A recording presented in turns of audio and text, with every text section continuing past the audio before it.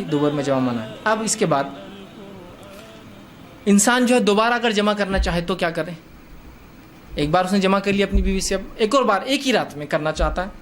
بہت سے لوگ سوال کرتے ہیں, تو صحیح مسلم کی روایت ہے, آپ وسلم فرماتے ہیں جب تم میں سے کوئی گھر والی سے ہم بستری کرے پھر دوبارہ جمع کرنا چاہے تو اسے چاہیے کہ وضو کر لے, اس لیے کہ یہ تمہیں واپس ریفریش کرنے میں فائدہ دے گا.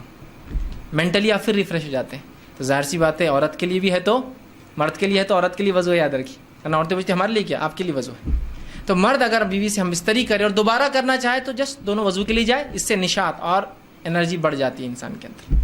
ٹھیک, انرجی بڑھ جاتی ہے. ٹھیک, تو وضو کر لے, یہ ایک طریقہ ہے آپ کو پھر سے وہ جو اگر ہم بستری کرنا ہے تو وضو کرنا ایک طریقہ ہے. اسی طرح غسل کرنا بہرحال لیکن افضل ہے, اگر آپ غسل کر سکتے تو افضل ہے, لیکن ہر بار کسی کی حالت ساتھ نہ دے, پانی, ماحول, معاشرہ, سردی, گرمی, صحت, بہرحال کچھ بھی ہو سکتی ہے.